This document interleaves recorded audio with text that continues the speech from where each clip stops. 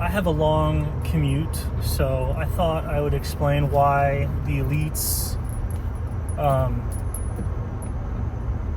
eat people and molest kids all the time. Right, so why do people do these rituals or these practices of murder, sacrifice, and sexual corruption, you could call it? Because everyone's like, oh, that's crazy, like blah blah blah, and there's no way. And it's once you understand how reality actually works, right? So this, you can understand criminality and other stuff. You'll kind of see that there's, within the system that we have, with the evidence that's been prevented, and even the things that they've told us directly, there's no way that the most powerful, strategically brilliant people on earth are not engaging in human sacrifice or this sex magic involving the most pure energies possible. And so you have to realize, like, what is your identity and what is your being? Like, what are you? Like, how big you are? If you're just a normal person, like, concerned with your life and this thing right here, you don't have to do any of this stuff. But the instant that you become larger than that, so as you inflate your power, right? As you inflate, like, where your choices and your actions aren't just influencing yourself, but you're making decisions, executive decisions for other people. Like, as you get power, right? Where you're telling other people what to do. Like, you start controlling life and death. You have the finger on the button. You are making, like, the decisions for America or the corporation or the secret society or the family lineage. As you level up in these ways and you get more and more power, that's a type of body, right? Like, your body, like the body of a sports team is all of the people.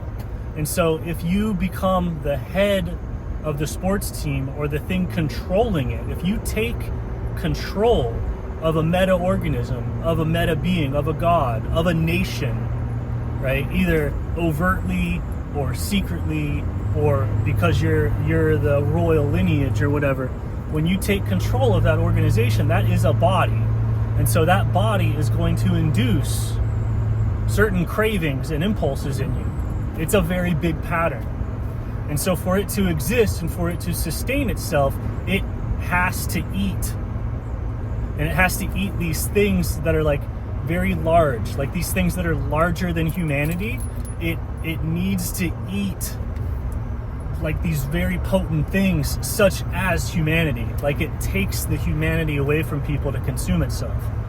When you have somebody in a huge position of power, you know that for that body to exist and to have power, they are taking humanity from someone and eating it. Just like when you take an animal when you take an animal's life, you're taking its life,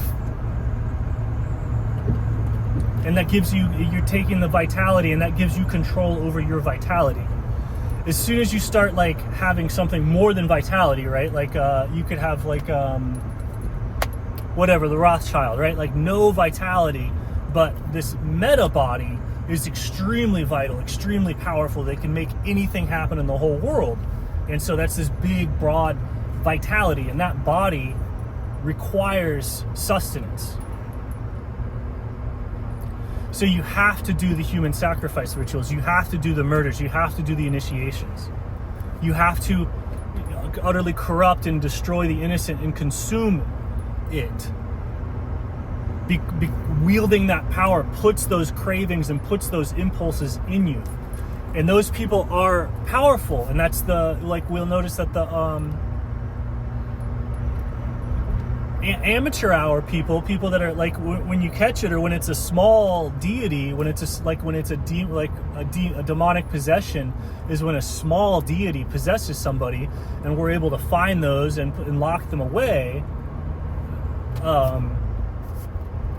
as this controllable, it's like a controllable ego. It's like a psychopath, a sociopath is possessed by a tiny spirit, And so you can just lock them away. They don't have much power. But when you have the leaders of nations, of countries, the leaders of families, the leaders of corporations, these are large entities, and there's very little you can do to fight them. Going to war against these individuals is like going to war against the gods. Going to war against like Microsoft as an individual it's this David versus Mecha Goliath, right? It's not possible in a certain way. But when people are controlling these entities, these giant corporations like Microsoft or whatever, every time you flex that control muscle, you identify with the cravings of these things. And you'll notice that these companies exist through dehumanization. They suck the life out of the world. They're not self-sacrificing companies. It's a part. These things are part of nature. Like the cat only eats. The cat is. So these big deities, these big gods, are predatory. They eat things just like everything else. And so they exist on the level of humanity. We're not looking at a hurricane or a jungle or anything. You're looking at organizations and stuff made out of people. And so just like animals made out of flesh eat flesh, animals made out of humans, like meta beings, corporations, religions, countries, meta beings made out of humans have to eat humans. They have to violate humans. Like if you're made out of flesh and you're hungry, there's a cow over there, and you have to desacralize that cow. You're violating it in every possible way. You're killing it, cutting it up into pieces, and eating the thing. And then you get the strength and the vitality of that cow. And some people go, no, this process is wrong, and they become like vegetarians, sort of. And there's meta beings like that in a way. There's vegetative matter, there's whatever. You look at the influence that the thing has, though. You look at the type of body that something has, that an intelligent pattern has, and you'll see that it requires that type of consumption.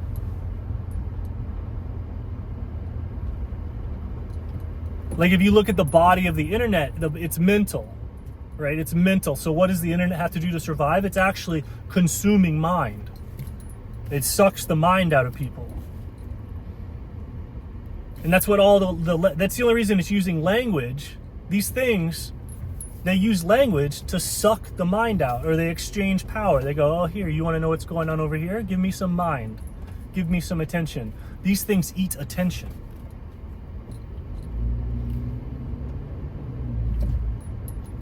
But the people that control humanity, they are members, they are parts of the body of an organism that lives off of humanity. So when it eats, you'll see that as it's destroying and chewing and grinding humanity away. So the more profane and horrible the act, the more the humanity is destroyed. It digests people. And when you play with it, when you try and seize control of these entities, and this is why it corrupts anybody who seizes the control of one of these entities will inevitably succumb to the craving of that entity. So if you seek a position of power over humanity, you will succumb to the cravings of needing to destroy and consume humanity, because the thing's hungry. It just needs to eat. Right? And it's not good or bad. It's not right or wrong. It's just, it's nature. You look at it and you go, look at the thing is eating the other thing. Why is it eating the other thing? Oh, because the flesh thing needs to eat the flesh thing to get more flesh. Unless you're very dull-minded and dim-witted and cow-like and chew your cud for a long time and ferment it forever, just deep, deep, deep contemplation, you survive mostly on the taking the flesh from something else. That's the only place that you get enough energy to live off of. Unless you're a contemplative master, and then you can chew on and cultivate and ferment and reform very basic food and live off of grass.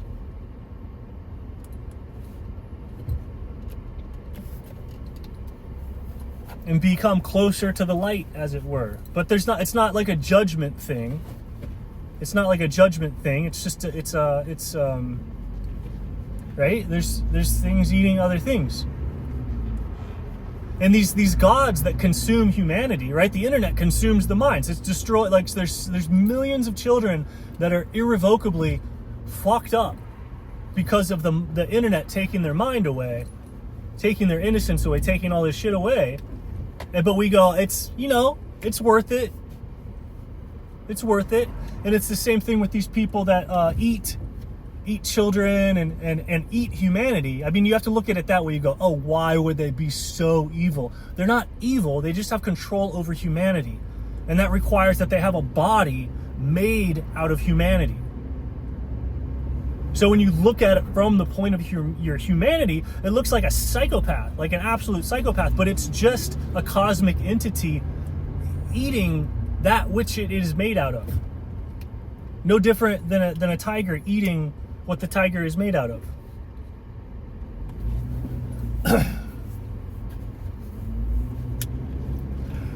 And so just know. I mean, it's like it's awareness is the first step. So when you see somebody up there controlling humanity in any way, you know they're part of this system, this institution, that the only way that thing can survive, right? I have control over the physical world, like I'm strong and I can do things, and everyone goes, oh, you're so strong, you can do things. How do you do that? Oh, I eat 12 eggs a day and a steak and whatever.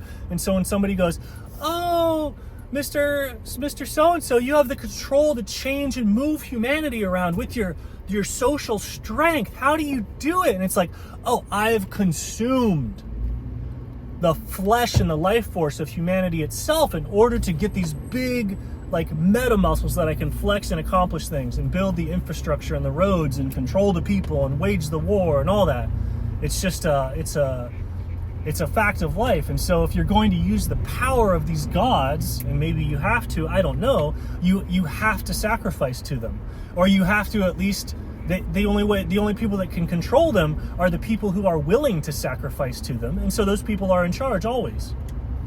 The people willing to sacrifice their humanity are the only people who are able to take power and be in charge. So it's not like it's some scandal. It's like it's not a scandal at this point.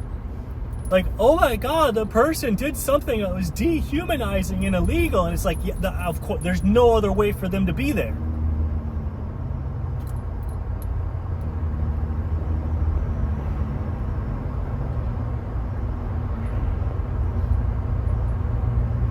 And it doesn't make, everyone thinks they can recognize like a sociopath or whatever. And it's like, no, think of how many people that are on the carnivore diet that are like super personable, super friendly, super whatever. And they're living off of like the death and suffering and blood of a lower animal.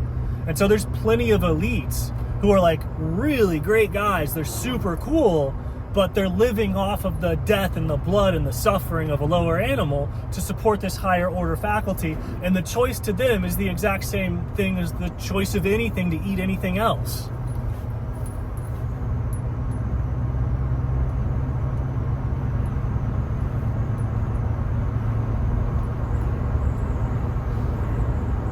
But I mean, even agriculture is like, oh, I've grown enough grain and I've prevented animal suffering, but you've like destroyed land. Or you've killed innumerable bugs, or like, whatever. It's really, you can't make a judgment call on this other than to say that like powerful tiger, predatory, dragon-like things eat the shit out of other things, always. And so if they are comprised of a human organization, it's going to eat humans, and it's going to eat the ability for people to bond and connect with each other, like at this like love level. It tears the body apart, it tears the flesh apart, it rips people out of humanity and dissolves their connections and chews them up and eats them. You go, oh my God, it's so horrible. It's like it's just this. It's happened. Like, look at your cat. Like, watch a cat. It's no different than a cat.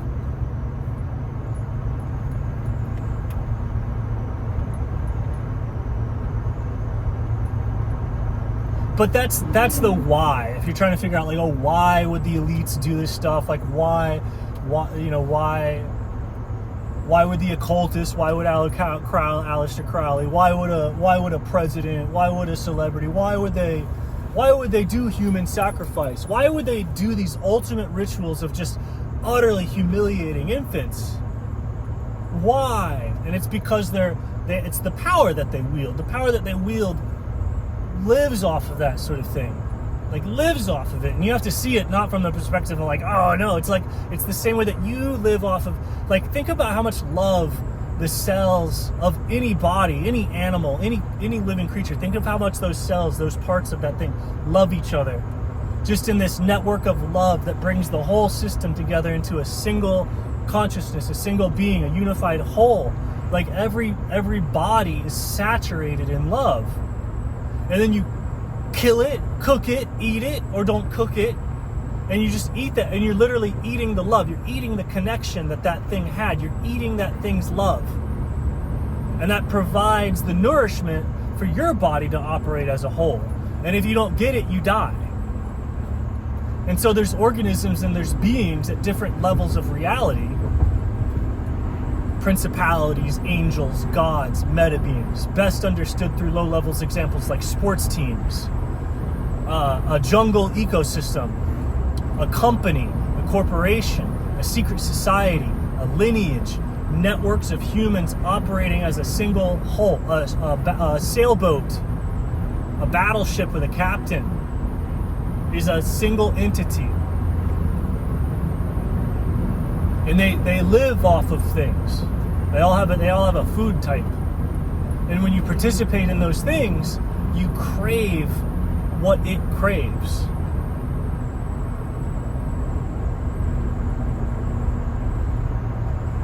And so when you have somebody like, and then so you just have to look at it. What are they made of? It's made out of they're the head of an organization that controls humanity. Well, then it has a body made of humanity. And if it has a body made of humanity, that means either it's an enlightened being, or it lives through the process of ripping apart and dissolving human bonds, human connection, human soul, human spirit. And so the worse that it does, the more horrific the ritual, the more nourishment that body gets. Just like the organ meats are the healthiest.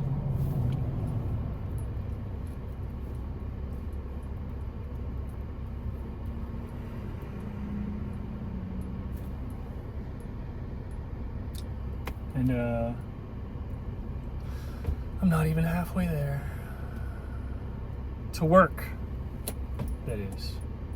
And this is why communion is so important for the lower slave class, is because it's this opportunity to eat the body of a god.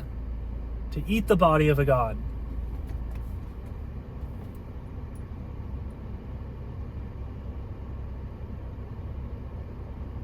And thus become a god, you know.